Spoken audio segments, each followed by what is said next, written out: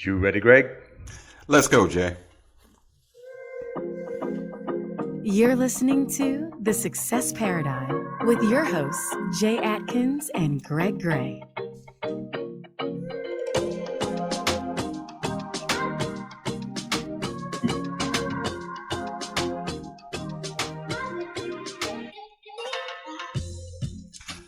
All right. Here we are. Good.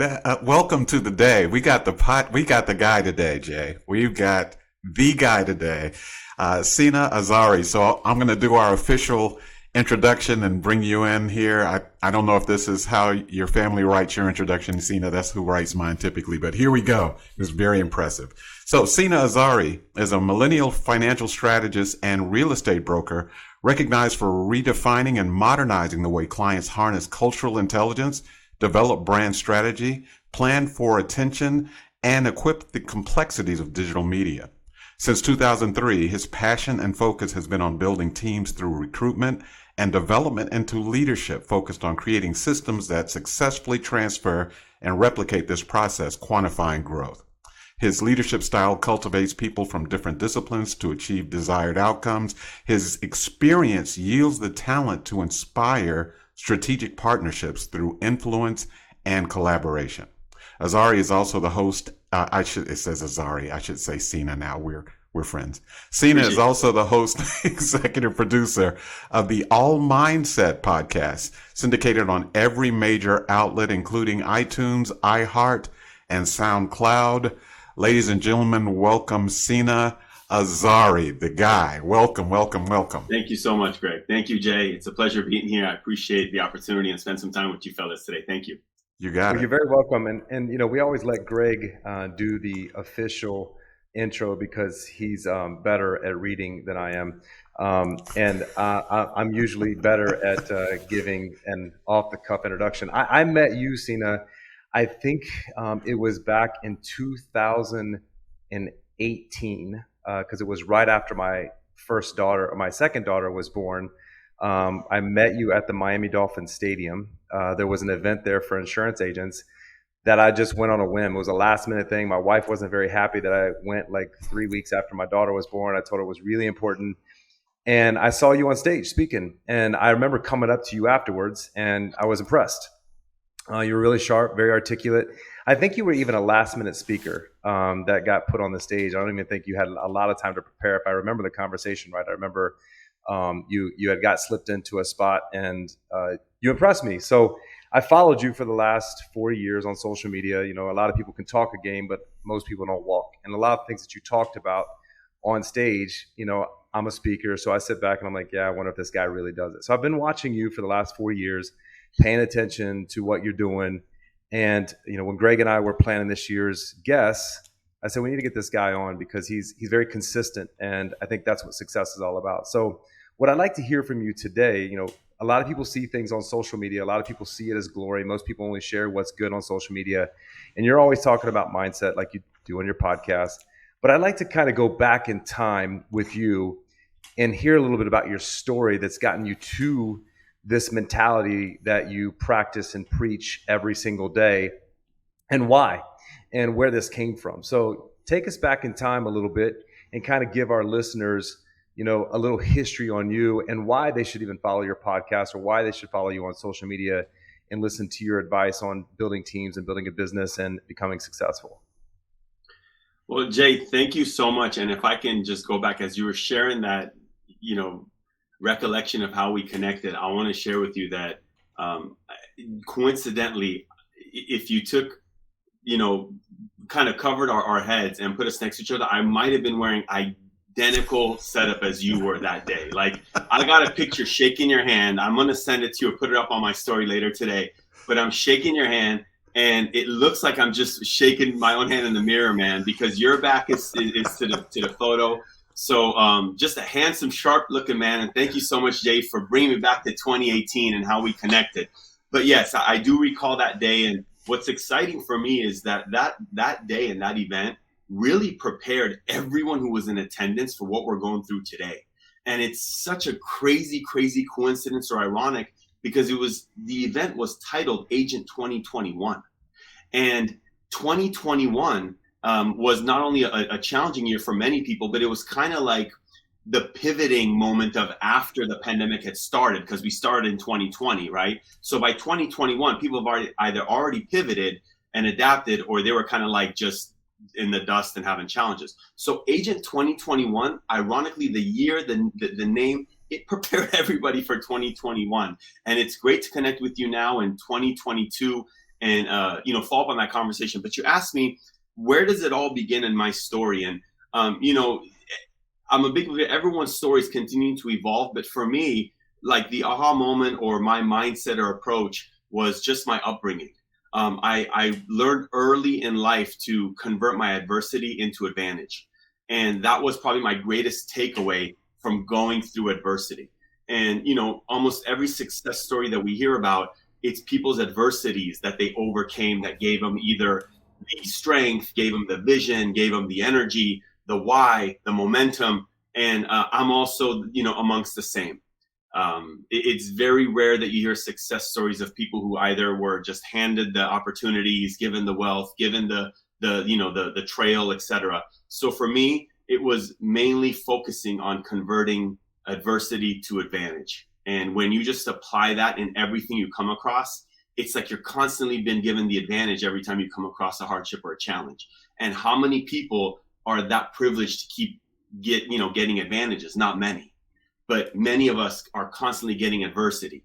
So learn how to just convert that adversity to advantage, and you're just up, down, left, right, A, B, select, start, right? If you know what I'm talking about. I don't know. Did I lose you guys? That was yes. Contra cheat code back in 1980, probably. I'm aging myself now. But without that code, no one could beat Contra, okay? Right. So that code is, to me, converting adversity to advantage. That's like the up, down, left, right, A, B, select, start, something like that, man. I haven't played video games for a minute. Well, look, everybody, you've heard it here now. That's the cheat code. So in case you're not sure how to get there the other way, use the cheat code. So, all right. So Sina, we're getting right in here right now, because what you talked about in terms of adversity and that it kind of shaping us and preparing us for the next level, and that, and as you very articulately said, that every time you get to another level, you find another level of adversity too. So the cycle continues. But for you, for Sina Azari, what was the seed moment? Where was that place in your life specifically, if you don't mind sharing with us? What adversity did you run into where you said to yourself, okay, I've got to find my way on the other side of this? When was that initial big seed moment for you? For me, it was growing up as a kid. And I know it might not sound as exciting to people, because I got those stories of hardship. I lived out of my car for a short window of time. I showered out of the gym, and, I polished myself up without people really knowing what my personal and financial life was like before I got to where I was today. And I think everyone has stories like that. But for me, it really started as a kid. I'm a product of LA Unified School District, so I was privileged to be given lunch tickets, going to school. I had a free bus ride going. So, I mean, it wasn't free, but my mom didn't have to pay for it. Right? The school provided it for me. And I also got a chance to see the kids that didn't have those opportunities that I had, but they also didn't need them because they had the resources. And I saw what that life was like as a kid. I was the one that went to school. I didn't have the 50 cents or the dollar to buy the chips and the junk food that, you can buy with the extra money. I had what my ticket would give me. And my ticket was either French pizza, a hot dog, a burger that always was like the same frozen meat with 2 breads. Nothing was in there. I don't know why we don't add onions and lettuce and like tomatoes for the kids' meals, right? And I had like a cardboard milk or chocolate milk. Like, that was my option. And if you wanted the cookie, it was 50 cents. If you wanted the Fritos, it was 50 cents. So for me, as a kid, I recognized what the difference was between those that had and those that didn't. But at the same time, I was very grateful for recognizing how I was able to have what I have. And I think that when you appreciate those as kind of like stepping stones, as opportunities, versus taking advantage of them and not accelerating yourself, is where you kind of stay there or keep getting put behind. So for me, it really just started as a kid. I wanted what I didn't have. And I was raised by a single mom, amazing lady. And she did a really good job mentally preparing me for what life was like. And I wouldn't recommend this strategy, but every time I wanted something, she would tell me to write a letter to my dad. She would tell me to go ask my dad. And I didn't have a relationship with my dad at all. So I don't know if the letters ever got to him. I don't know if, what I did know was that answer was, you're not going to get it through that means. So find a way to get it. Wow. And, you know, some people, when you're given that answer, you don't see the lesson behind it. You see the victim behind it. Oh man, I'm not going to get it again. You know, that's a failing answer. You know, that means tough luck, good luck. It wasn't. It was preparing me for Sina. I know you want that. Well, go ask who you think's going to get it for you. And if you don't get it, she saw I was able to deal with that. So eventually I stopped asking for things. I stopped asking for things. And I would try to create ways to get them. And for me, it was through buying and selling. You know, what Gary Vee trains or teaches all the younger folks today on the flips and going and finding random things. It's crazy because he's teaching the 20-year-olds today how to pretty much buy and sell what we sold 20 years ago when it was newer, right? I mean, we were literally trading garbage pail kids. I wish I had some today because I can imagine if they're worth any money. And you mentioned these some folks, they have no idea what you're even talking about. Right. Again, I'm aging myself, but I'm telling you, those are some good times. So Sina, take me further, man, because a lot of people on here, I think, you know, I grew up with the same, you know, father telling me, you know, we don't have money, you can't have it, you know, and I found a way to, you know, go mow yards, shovel sidewalks, because, you know, skating rink on Friday night at 7 to 11 was this place to be, you know, and I was going to get there and not be left behind, right? So, you know, I did whatever it took to show up and be able to have the cool lime wheels on the bottom of my black skates and, you know, be able to hang, right? So, you know, we all find a way, but, you know, how did that progress into, you know, in college, you started your first career, I'm sure you failed. So tell me a little about like your first couple of failures of getting out into the real world of, I don't have mom to coach me. I don't have anybody to coach me. So, because I want people listening to understand that everyone, I don't care who you are, most people are the same. Even if you come from money, right? You're going to figure out sooner or later that money's not going to last if you don't manage it well. And if you're not consistent. But even to people listening that had a rough start, because we both, I think Greg is the same way, had a rough start as a child. And what happened after you got into the later years, and why were you able to stay consistent and keep your head up and do what you're doing now? And the other thing I want you to kind of evolve to is one of the things that I saw you doing that I want you to talk about today that I think is really, really important in success is how you build relationships. Because I watched you do it with Ferris. I watched you do it with V. I watched you do it with people at this event that you had no relationship, but you found a way to go out and connect with them. And, you know, so talk about that as well in that your process. Thank you, Jay. You know, it's crazy. As I get older and as I get more experience, I come to recognize that when I had it as bad as I thought it wasn't as bad as it was. Like this, it's kind of, that's why it's difficult for me to go into giving you the visuals of how bad it was, because as I evolved and I would share this challenge, I started to be like, Sina, you kind of had it made. And I know this sounds really odd to you guys, but you know, what the turning point for me was I went to San Francisco State University. I got my degree in physiology. So my background's in science. I can talk to you all day about organic chemistry, biology, the Krebs cycle. I mean, we'll go deep into some cool stuff that's boring for most people, right? But what happened was after I got my degree in science with the intent of going to dental school, I don't get into dental school. I'm 23 years old. I got a degree that really you can't do a lot with unless you go into the lab. So I was going to go work for like a Genentech and do some R&D, 22, 25 bucks entry level jobs, or you can go into potentially being a professor, get your PhD, master's, et cetera. And I didn't want to do any more school. So when I didn't get into dental school, I said, well, what's my next option? And most people, it's interesting, if you don't get into dental school, you end up applying for like another type of grad school or trade. And for me, it was law school. So as I now had to create all new applications, create all new cover letters, kind of like prepare myself to now sell myself as a student to law schools, there was roughly about a year break within this transition. And in this year, I was speaking to, you know, now today my wife, but a girl at the time that I liked, she was an administrator for an insurance company. And she was the admin processing all the paperwork. So we would talk, I was spitting game to her, and I'm doing my jobs. I was working at Red Robin, I think, as a waiter. I was doing accounting work for a freight forwarding company, which that was interesting because I learned all about customs and how to clear freight. And then I was also doing on the side, I was doing some, running for property management stuff, showings, and just helping people in that world.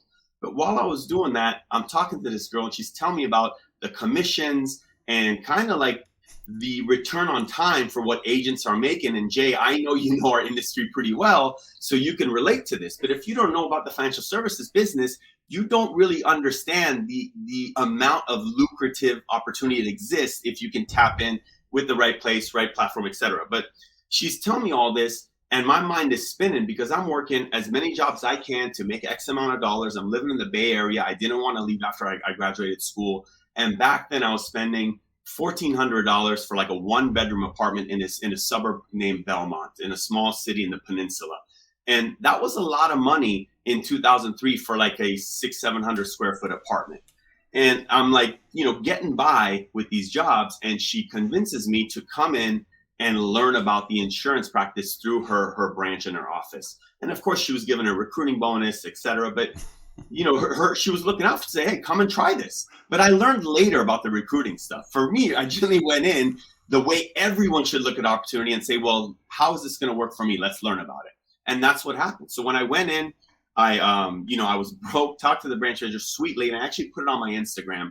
But she said, Sina, I'm going to invest in getting you your license if you want to pursue this. Like she gave me confidence. She gave me hope. She gave me belief because I didn't have them. And it was only $300, but I didn't have it.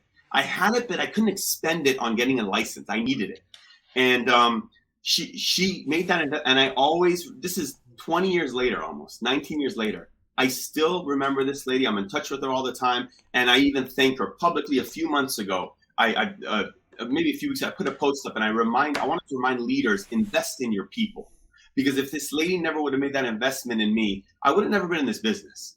But after, getting that license, I want you to know what happened for me was that I couldn't fail once that license was invested in me, because now I had this significant amount of pressure that I'm going to let this lady down. And this lady, even though to her, it was only a $300 check, to me, it was thousands because I didn't have that money for myself. So that pressure really, I believe, helped me continue. And at the same time, a lot of my close family, they weren't supportive of this business decision because I had gone to school, my studies. So that also motivated me to say, okay, now I gotta, I really gotta deliver because I don't have the fans that are pushing me up, and I got important people that really don't know if I'm gonna make it. So I gotta prove them wrong. And these are all, again, turning adversity into advantage because they were advantages. If I had the money, I probably would have paid for the license, and maybe after a couple of chargebacks or no sales, I would have said, well, it was only $300. Let's move on. I didn't have the money. So I couldn't say that. And I couldn't just move on because I was indebted to this lady. And I knew I had to make it for her to make that money back. So that was like a huge turn. And then you're in commission. Once you're in commission sales, you got two choices. Actually, there's three choices. But the first choice is you're going to fail. And that's a choice because you didn't do enough. The second choice is you're going to chill and like kind of be mediocre and hang out, and nothing chilling and hanging out ever brings you good. Never, nothing. You never want to just chill. And the third was, let's go for the cream of the crop and do what we got to do. Let's win. And that was a choice. So I saw the top producers. I tried to emulate them, tried to copy them. Then I learned early, you can't copy them because they're doing things that they're doing now that they didn't do when you were starting. So I learned a lot of things here and there, but that's really what I guess the turning point of what drove me, Jay. So you've said like three different ways, Sina, something that I made a note of, and it's kind of the dichotomy of adversity, because each time, even when you were talking about the example of the school lunches, and I think this is a great takeaway for everyone that's listening, because it's a big takeaway for me, is that in each of those moments of adversity, you realize what you did not have, which is easy. Everybody knows what they don't have. But what you also say over and over again is, I realize what I did have. And that's the thing that a lot of people forget. Sometimes we're chasing the brass ring so much that we forget that maybe we have an aluminum ring already, or maybe it's just a tinfoil ring, but we got one. You didn't have the bag of chips and the extra sodas, but you also didn't starve.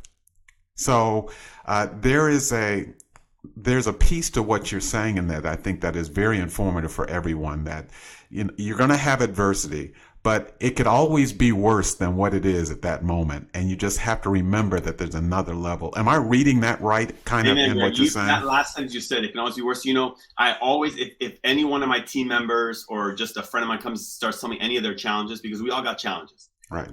And they know, they don't come to me anymore and tell me any. My inner circle, we never share challenges with each other. It's so odd, right? It's almost like a fake relationship because we can't tell you what's really going wrong. But anytime we would bring challenges to the table, I would always remind them, and this is true, and I know you guys would agree, is that there are over 1,000 people in line who will trade their problems for yours in a heartbeat. And Absolutely. when you can keep reminding yourself of that with whatever hardship is coming across your path, it's like a solid reminder to be like, let's move. You're in a good place. Let's move. I like it. I like it. So Sina, there is, I hear you. You're super positive and I'm positive, but when we're alone, and not to give visuals or anything, but my best thinking time is when I'm in the shower. That's when I come up with most of my solutions. It's too late. You couldn't. Sorry, we can't unsee that now. But I think a lot of people do, right? Because it's alone time. I don't have my phone. It's not buzzing. It's not going off. It's just me and my thoughts in the shower.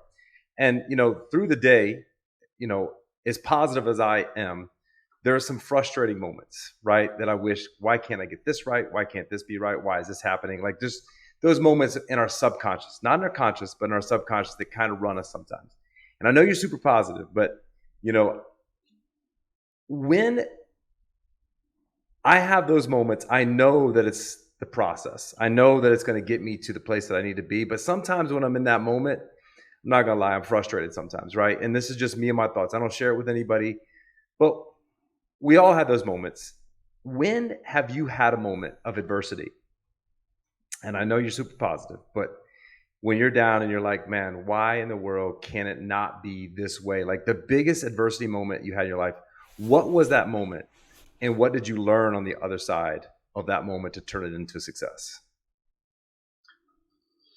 Oh man, the biggest adversity moment that one is Jay, that frustration piece that you shared. I believe everyone has it, and few people, they get their greatest work come out of those moments.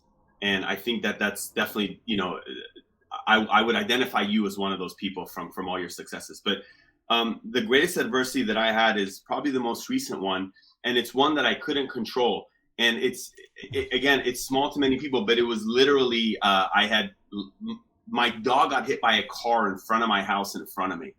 And that was probably the greatest moment of adversity that I probably experienced in my entire life. And this happened about maybe just a year ago, just under a year ago. And during that moment and a few weeks or moments after, I was really trying to identify what I could learn from that. And that's probably one of the most challenging things that I'm still trying to learn from. But I don't know if that's the answer you wanted. Everything else that's happened to me, Jay, I love the name of your show. It's the Success Paradigm. And I'm big on paradigm shift.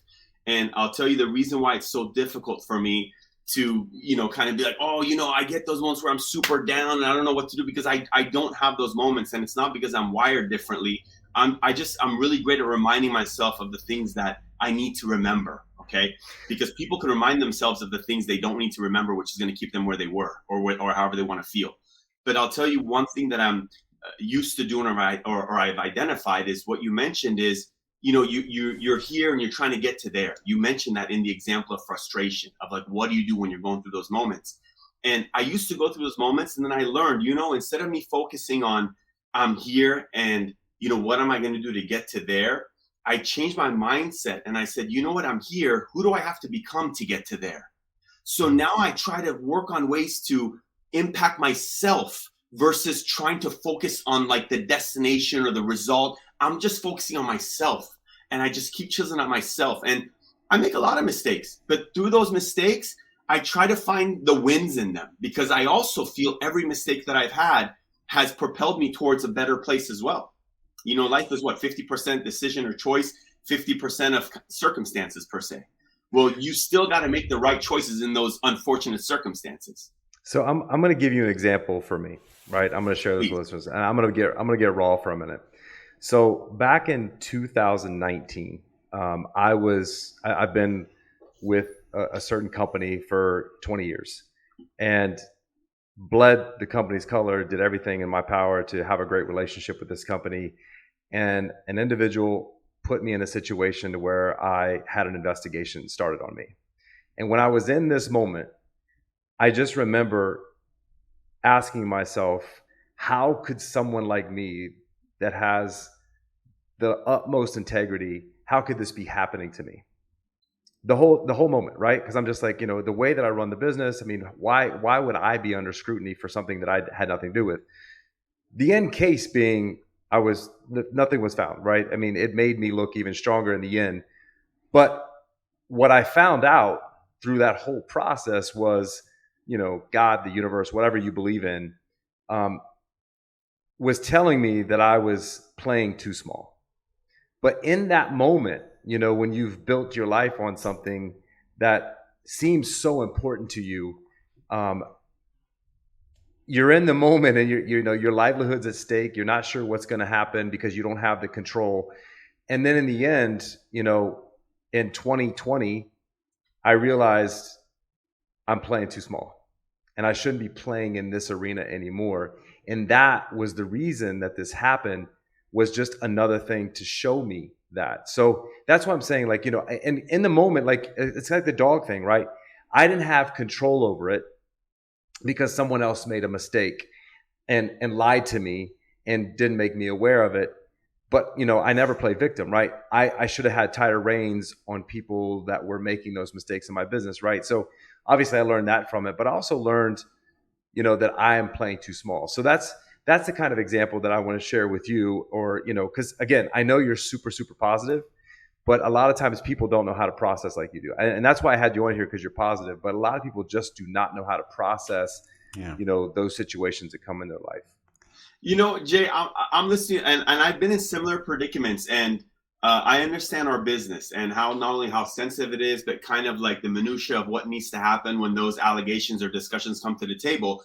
And I'll share with you, in your case, it's so amazing because if you look at it in hindsight, all that stuff that was happening was to get you out of being comfortable of wherever you were, because there was so much more of wherever, it was outside of those windows or those walls. Because I know where you were, great organization, and I know it's nothing against them, but when you go 20 years deep and we're still as young as we are, it's like, is this it for me? And if something doesn't come across to jolt that and make you say, no, it's not, we're going to ride that whole deal out. And I hope anyone who's listening to this, nothing against those individuals, but I want you to know, if you come to this beautiful, amazing life and you're given the privilege to experience different people, different customs, different cultures, and you choose to kind of just stay in one place because this is what it is, this is the ride until it ends, you missed out on a lot of other rides. You might have been on what you thought was the best ride, but there's a lot of other rides that give you different feelings and sensations that you would never know. And I was in your shoes, Jay. I was in your shoes. I was a veteran committed to this one organization for 15 years. I had met all my vesting. I was set. You can call it having like a lifetime annuity in those worlds. Like, I know you know what I'm talking about. Yep. And my wife, she said, Sina, there's got to be more. Like, is this what you want it to look like when you're 50, 60, 70? Let's say all the money's there, all the toys are there, but this is your legacy. Is that it? And, those are a lot of wake-up calls, and you need people either close to you or distant to give you those calls. So I'm happy that one came across your way, Jay. Well, and I think the thing is you have to pay attention to them, right? I mean, that's the thing. You could have that victim mentality that you talked about, but you got to pay attention to these things. And I guess the whole process of me asking why is what got me to that point, right? If you're not asking why is this happening to me, not in a victim state, but there's got to be a reason this is happening, right? Because I've lived this clean life, I live this clean business. But then, again, if you keep asking why, the answer will come if you're willing to listen to it and pay attention to it, instead of, because 99% of the population is comfortable, right? I mean, that's or uncomfortable, and they just think they're comfortable. Well said. Well, it's so when you were talking about, and by the way, my heart went out to you when you were describing what happened. I know, guys. To I your didn't dog. know. I didn't know if I should go there or No, not. no, we go.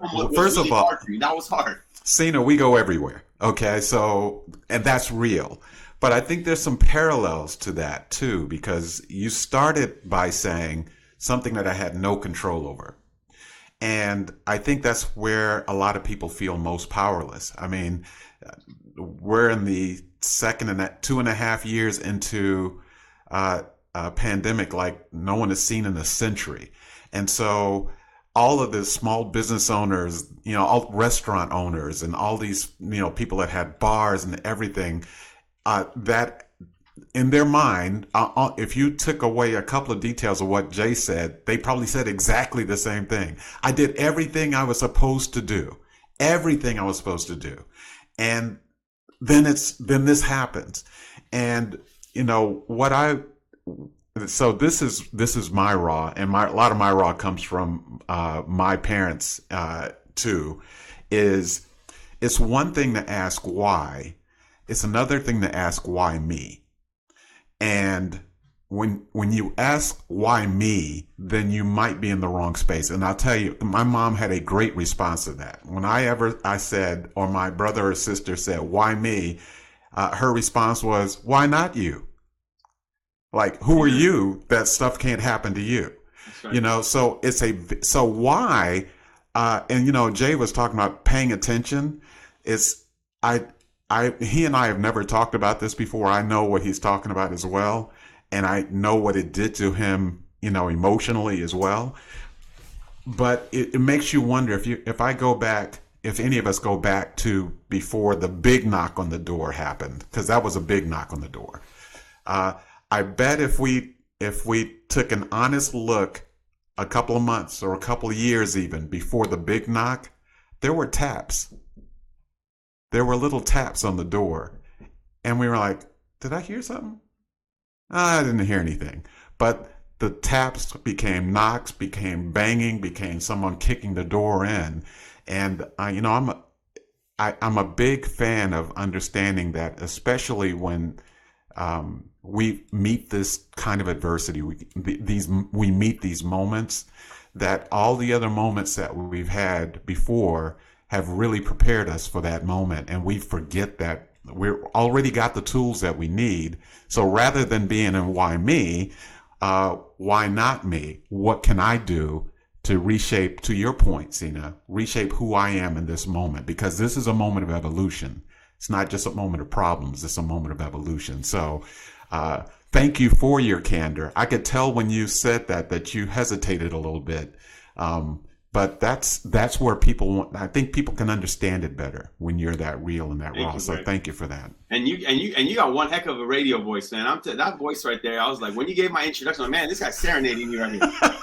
Sina, I'm like, wow, preach. Sina I'm like, man, I gotta tell you that, Greg. And by the way, happy birthday to your daughter, Jay. Thank you, man. Thank you so much. Awesome. Yeah, he has a radio face too. So I thought, oh wow. Hey, come on, man. So Sina, see, this is a classic example. I went to Oberlin College and mass communications major. Thought I'm from the South, flattened out the accent, tried to get a little Barry White in there, practiced all this stuff. And the trajectory was, I am going to be that guy. And I got to the first radio station, Sina, and I said, I'm here, I'm ready to work. And the guy said, there's a broom over in the corner. And I was like, wait, what? And so it doesn't, here I am, many years later, I won't say how many years later, but the voice is still serving me because it was part of what gets you to where you are now. So what a small world too. It is. Very white to Greg Gray. Oh yeah, how about that? You'll never find. I'm always hard on Greg, but Greg, if I look as good at Greg at his age, and that's Jay, just stop, bro. Jay, just stop, man. Thank you, Sina. Can you come back on the next one? Just kind of be in the room, please. Let's stop if you can look as good as him one day, bro. Let's leave it there. Yeah, sorry. He can't help himself. It's our love. So it's our love language, actually. Yeah.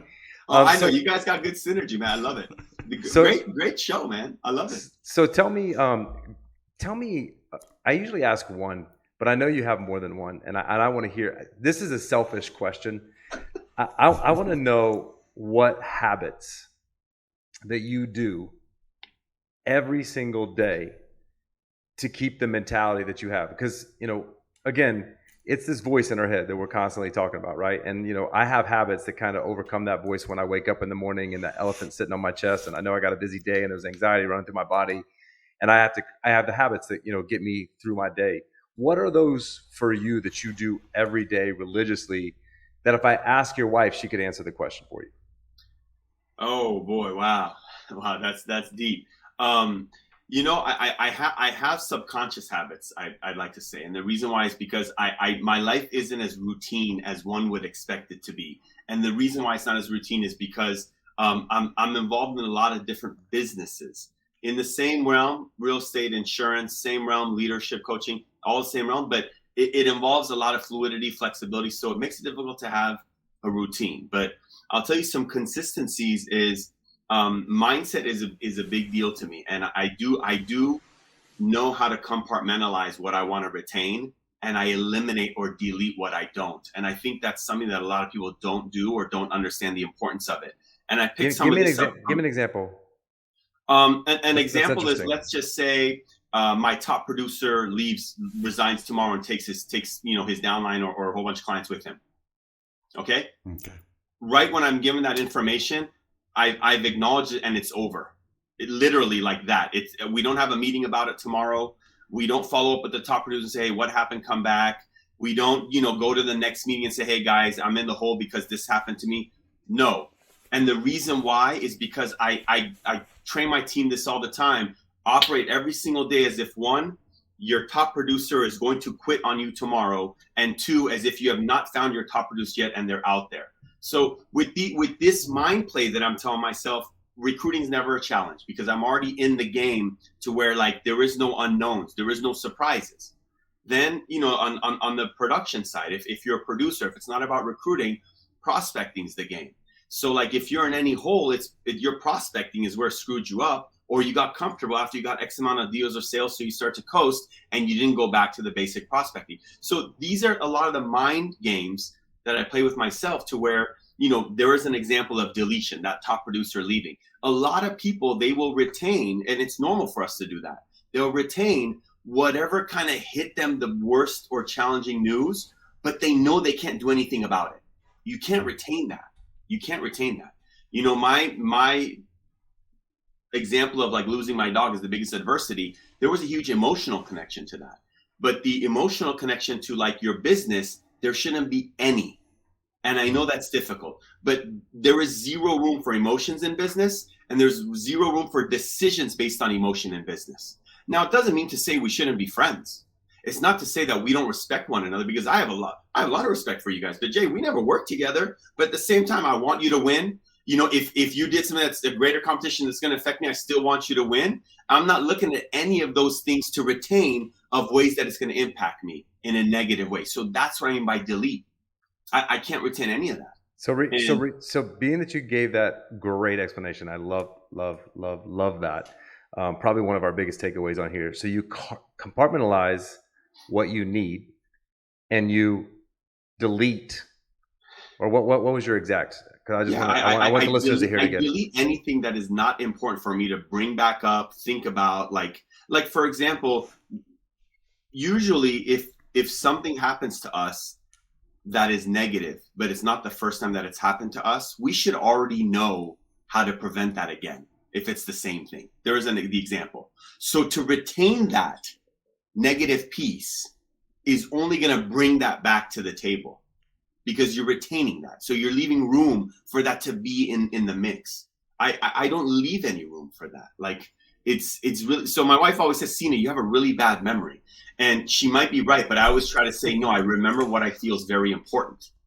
And that's my honest feedback.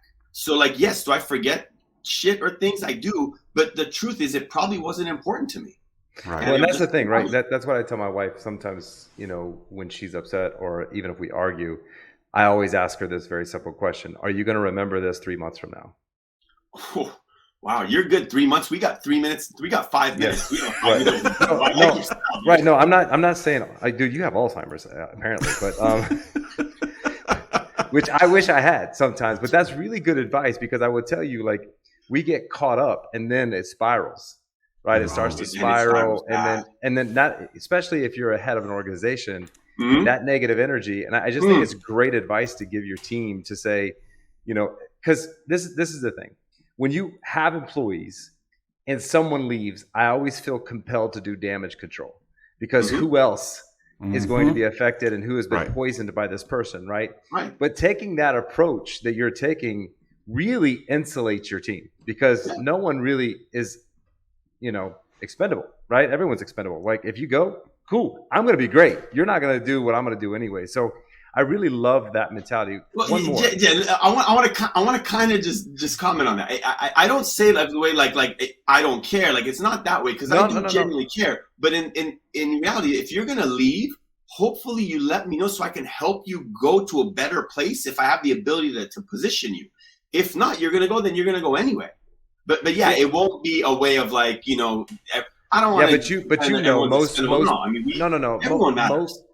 Everyone matters, but most people leave you not in a great way. Like, I've had lots and lots of employees, right? You're correct. And this is the fact of the matter. Everyone's selfish and self-centered in this universe, right? Everyone. I mean, because you had to look out for you, right? You have to be that way. Absolutely have to be that way in life. But sometimes, you know, they don't matter. And what you're saying, not that they don't matter, is that it's not going to affect my organization or my 100%, right? So that's what I love.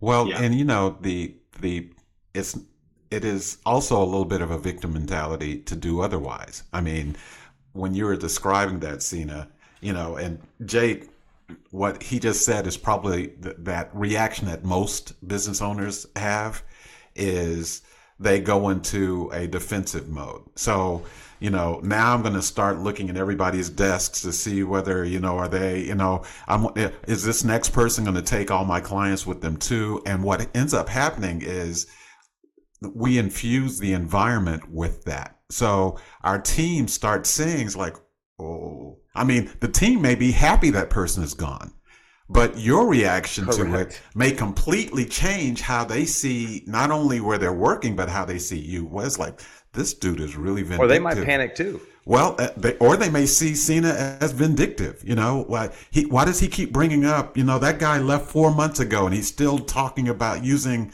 you know, metaphors and examples. You remember when Joshua left? We're not going to deal with that anymore. Well, Joshua's been gone for 4 months. Yeah. Big mistake. This is what happens to a lot of people. And so, but you know, but when you said, so I have done entrepreneurship two different ways.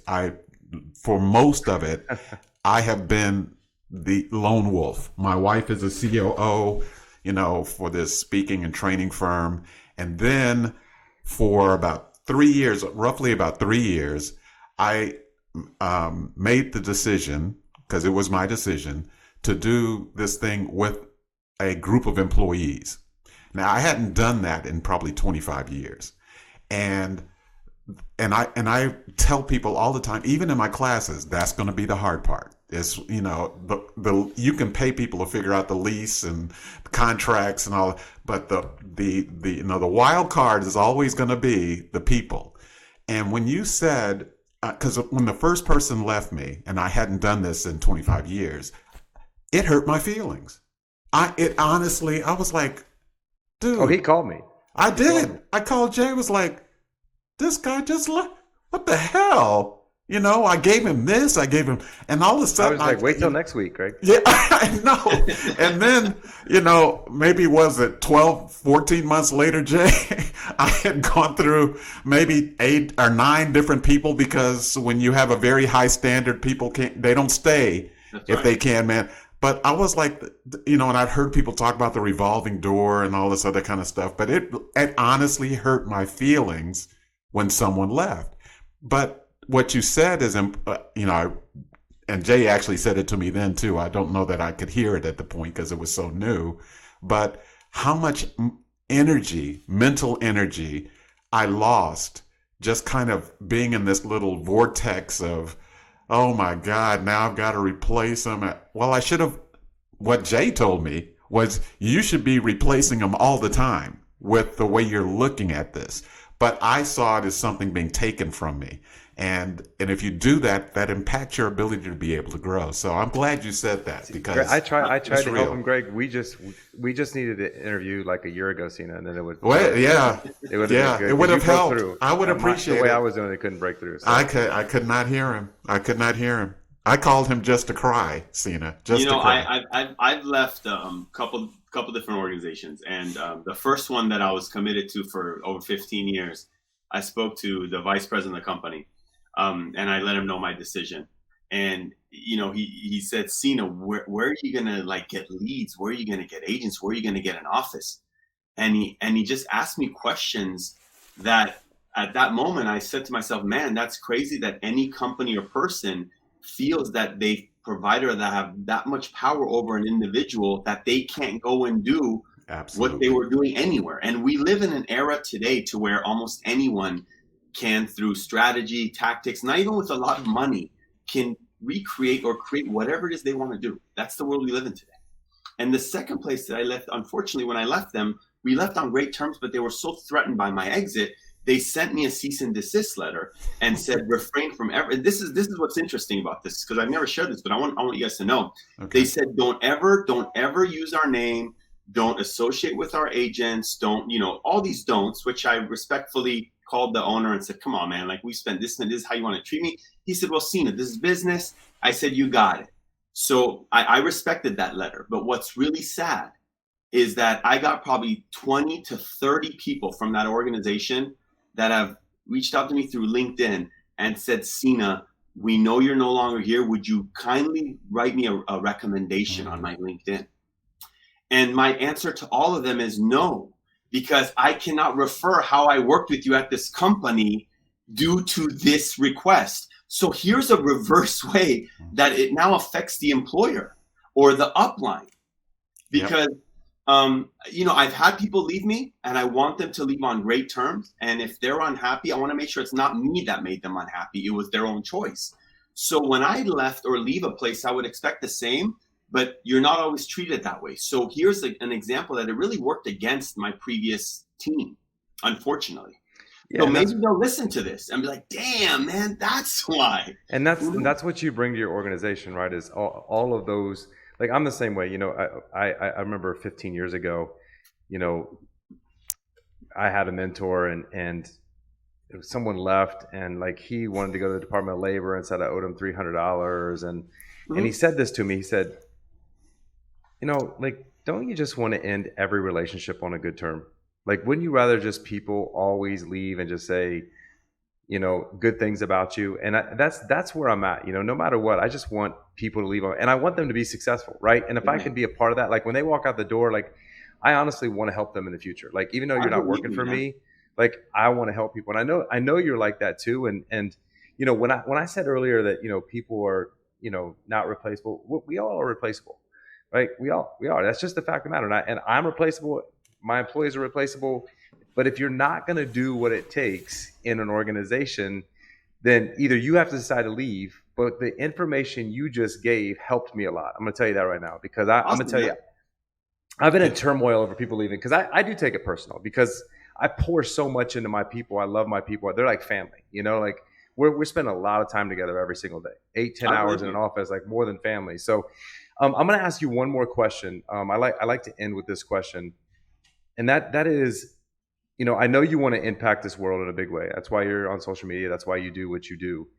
But if you had to leave 3 truths, 3 things that you know would help people live a successful life, 3 things that you would want to leave Earth with that Sina is known for, that you live your life by, that everyone wouldn't even have to say, Sina, what are these 3 things? What would you say that your people, your employees, your wife, your friends, people around you would say that this is what Sina represents? You got to ask them that question. I don't. I don't know. I mean, I'll no, tell man. you. You live in this space, man. You have to know what they are. I'll tell you for me, I'm all about connecting, and you know, one of and this might be a longer answer than you requested, but one thing that I learned a while back is I was literally leaving a meeting with one of my colleagues. We had a really great meeting and we left, and it was a separation meeting. And that's how cool separation, like, how can you say I had a great meeting and like I mean, this is literally how relationships work for me, but we had a great meeting. We talked about kind of like years of building together and what we got to do separately and why. And it was like we're still great friends. It was our last business meeting. And when we left that meeting, and I'm used to taking pictures with my team every time I'm doing stuff. I love to have the memories of it, right? And when we left, we were walking in Pasadena. We were walking on the sidewalk, and this older gentleman, maybe in his late 70s, early 80s, was walking with like a grocery bag, and he's coming towards us. And as he walked towards us, there was no one else around. And I told my colleague, I said, look, let's take another picture if you don't mind. We were suited up. We knew what we just talked about. So I wanted this memory. So I asked this guy, I said, excuse me, sir, do you mind taking a photo of us? And he said, sure. And this is, years back, but he took the photo of us. And after our photo, my buddy went his way. And as I came to get my phone back and go my way, the guy whispered to me and he said, echo. And that's all he said. And I wasn't sure if I heard him correctly. Have you guys heard this before? Mm-hmm. Because I never heard it, right? So I grabbed my phone, I walked away, and I said, I don't know if I heard the guy right, but I need to know what he said, because it was like bothering me if I didn't understand. So I said, excuse me, sir, what did you just say? He said, echo. And I said, that's what I thought you said, but why would you say that to me? Like, what does that even have to do with what we're talking about? I just thanked you for the photo. And he said, every connection has opportunity. And like, when he said that to me, I was tripping out, because I'm like, damn, man, this guy just dropped a nugget right here. And I'm like saying goodbye to my partner. And like, so when he said that to me, I had like a paradigm shift right there. Another one of my, the paradigm shifted a little bit more. And I said, you know what, Sina, connection is way more important for you right now than it was in the past. And this is before social media. So then I just started focusing my time into connecting. So if you tell me, what would somebody say about you, people that know me, friends, family, is I'm always about connecting people and helping them level up by leveraging one another's talents or strengths, because that's how we win.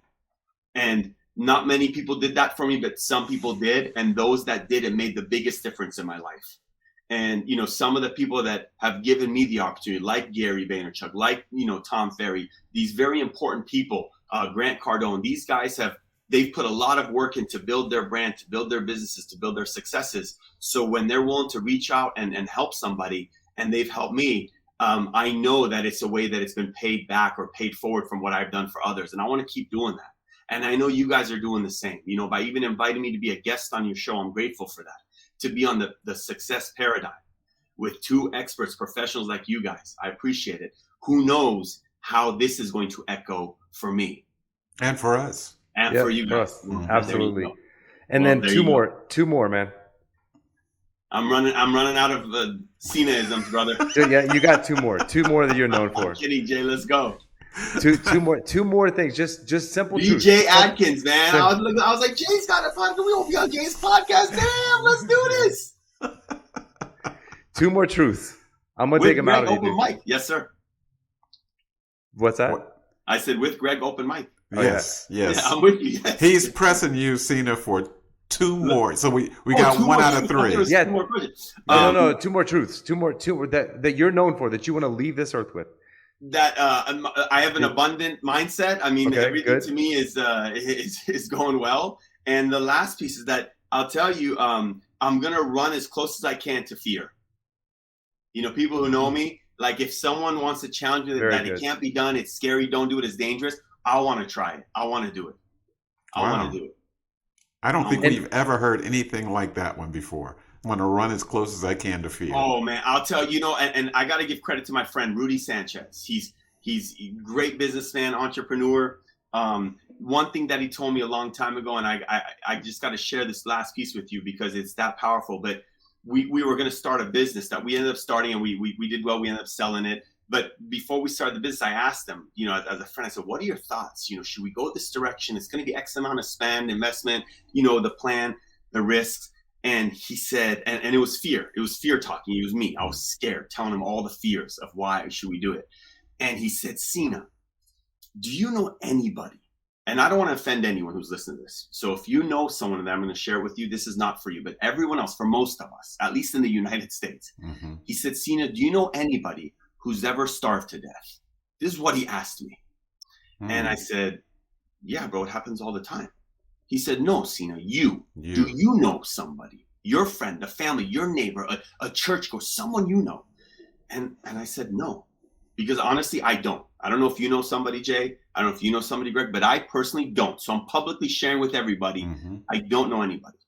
And he said, Sina, if you don't know anyone who's ever started, what are you scared of, bro? He said, what are you scared of to not do that? And we were talking about the business. And I'll tell you that simple sentence. It didn't matter what my SWOT analysis was. It didn't matter the blueprint. It didn't matter my threats. It was that sentence that said, let's go, because it was enough to kill that fear.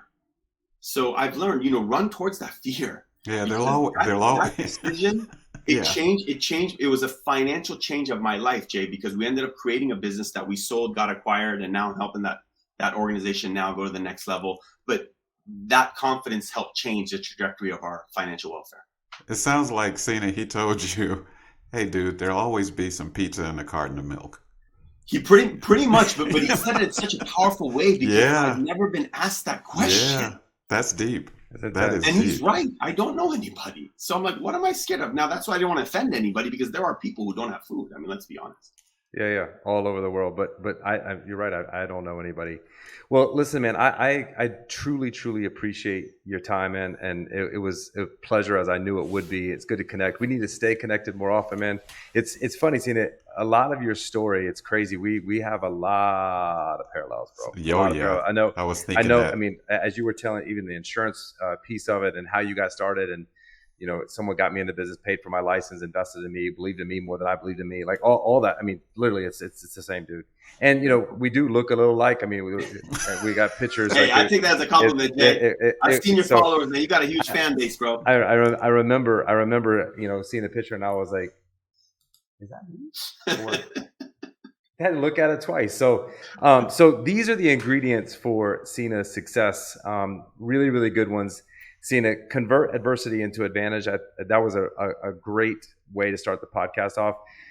I truly believe that every single thing that happens to you to teach you something.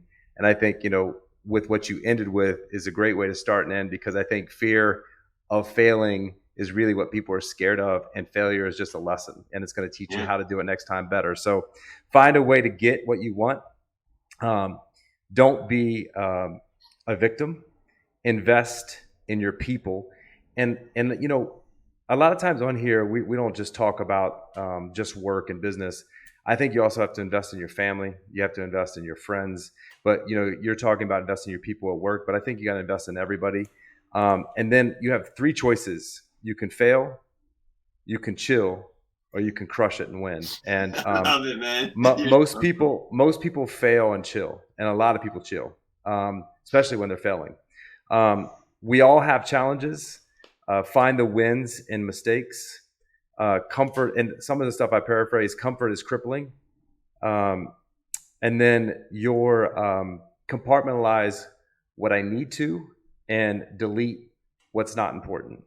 I love that. That was my biggest lesson today, because I will tell you, I've definitely harbored when I lose a big producer or something like that I'm like, oh man, how am I going to shout out to Tim Grover for that, guys. Yes. Every connection is an opportunity, and your three truths, your three things that you want to leave this earth with. The first one, I was hoping you were going to say this, and that's build relationships and connection.